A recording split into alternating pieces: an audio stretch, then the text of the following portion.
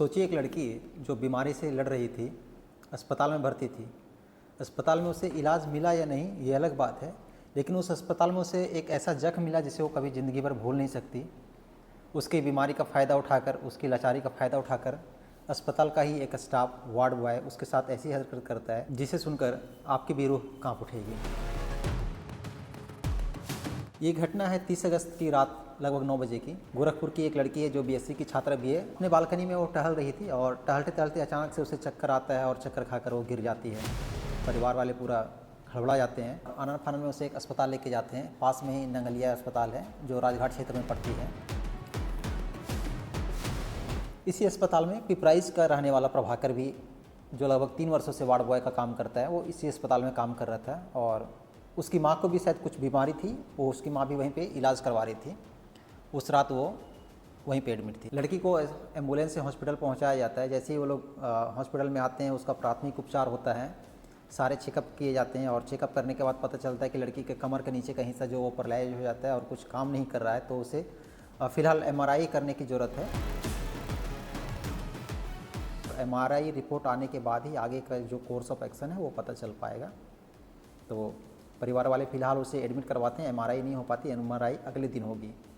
तो लड़की को एडमिट करवाया जाता है और अगली सुबह MRI का प्लान होता है। 31 अगस्त की सुबह लगभग 3:30 बजे थे। पूरा अस्पताल सो रहा था और इसी बीच कोई शख्स लड़की के वार्ड में जो MRI रूम है, MRI रूम में एंट्री करता है, चुपके से एंट्री करता है। सारे पर्दे को बंद कर देता है। पर्दे को बंद करने के बाद चुपके चुपके वो लड़की के पास में आता है और उसके कपड़े को हटाना शुरू करता है। कपड़े को हटाकर फिर मोबाइल निकालता है, मोबाइल से उसके वीडियो को बनाना स्टार्ट करता है। जब उसे धीरे धीरे ये पता चला कि उसके साथ कुछ गलत हो रहा है, तो उसे रोकने की कोशिश करती है। लड़की चूँकि लाचार थी, एडमिट थी, बीमार थी, तो बहुत ज़्यादा वो कुछ कर नहीं पाती है। और कोइंसिडेंस से कुछ ऐसा होता है कि लड़की का जो छोटा भाई और मौसी है अचानक से कमरे में दाखिल होते हैं, MRI रूम में आते हैं और वो सारे नज़ारे को अपनी आंखों से देख लेते हैं कि लड़का किस तरह से उसे परेशान कर रहा है और किस तरह से उसका वीडियो बना रहा है। वहाँ पे काफ़ी भीड़ हो जाती है और बाकी भी जो पेशेंट होते हैं उसके फैमिली वाले सारे मिलकर लड़की की पिटाई भी करते हैं और उन्हीं में से कोई एक था जो पुलिस को फ़ोन कर देता है। और वो जो शख्स रूम में आता है जो इस तरह की हरकतें कर रहा था, उसका और उस लड़की के भाई के दोनों बीच धक्का मुक्की होता है और इसके दौरान उसका मोबाइल को छीन लिया जाता है। दोस्तों, ये लड़का कोई और नहीं था, वही प्रभाकर था जो वहाँ पे 3 सालों से वार्ड बॉय का काम कर रहा था। हॉस्पिटल का ही स्टाफ था। कुछ ही देर बाद पुलिस आती है और आने के बाद लड़के को पूछताछ करती है। लड़का कुछ भी बताने से इनकार करता है।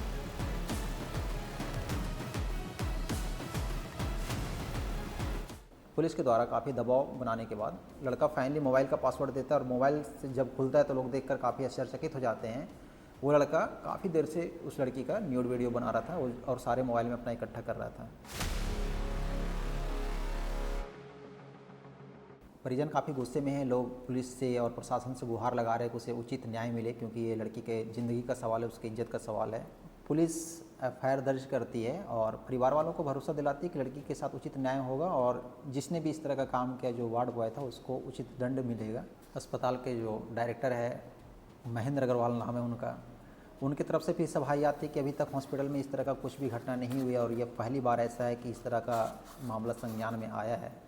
दोस्तों, ये घटना अपने आप में बहुत ख़ास भी है, क्योंकि अस्पताल वो जगह है जहाँ पे लोग अपने आप को सुरक्षित समझते हैं और अपने इलाज करवाने के लिए आते हैं। डॉक्टर हो या पूरा स्टाफ हो, खुद को उसके भरोसे छोड़ देते हैं, खुद को उसको सौंप देते हैं।